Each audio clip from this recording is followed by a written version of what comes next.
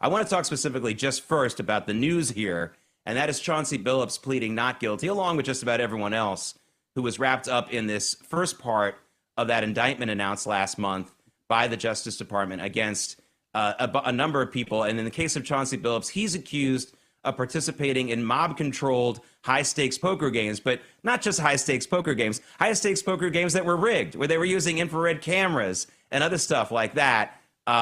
What's your take on his chances here, how the case looks to you from your position? So I think that the government has a very, very difficult case to make.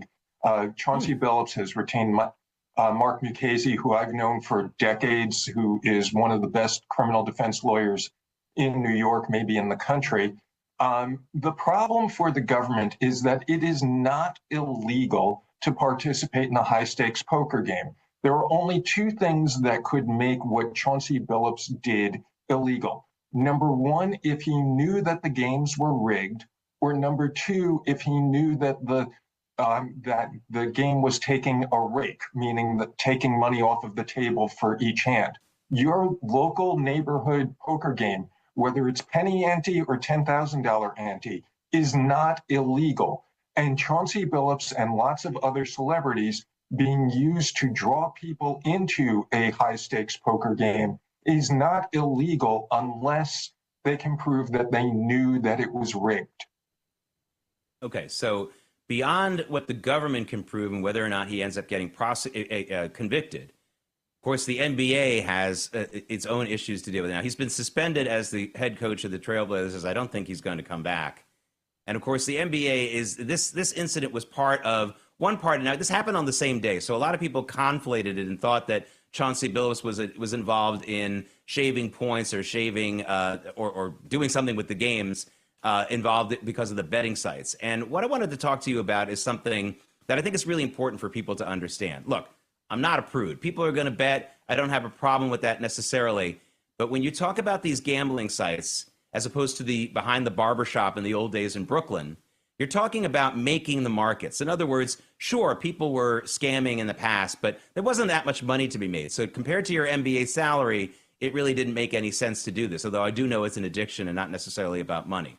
But when you have nationally and internationally sourced betting sites where big money can be made with very little ventured, by the way, because the markets have been made, a huge, huge meeting of buyers and sellers, then you got a real problem. And the NBA, I think, has a gambling problem. How about you? So the NBA certainly has a gambling issue because they are sponsored by many of these betting sites. In the old days, the rule was very, very simple. In baseball and basketball and football, you couldn't have anything to do with gambling. They can't say that anymore. The problem is that these are inefficient markets, meaning that there is inside information that's out there.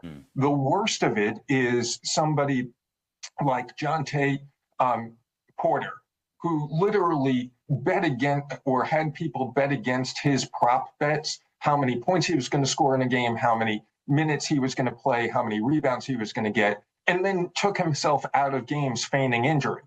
And that is clearly illegal. But another issue up is you have teams that are tanking at the end of the season in basketball in order to try to get a better draft pick. And knowing ahead of time that a team is not going to play a particular player is inside information that would move the line. And although he wasn't indicted for it, one of the allegations against Chauncey Billups, who is called the coach in a really bad attempt to hide his name, is that he let people know ahead of time that he was sitting all of his starters for the Portland Trailblazers in a game near the end of the season a few years ago where they were trying to tank to get a higher draft pick. Part of the gambling allegations are that Damon Jones let people know that his friend LeBron James wasn't going to be playing a game in Milwaukee because that would move the line.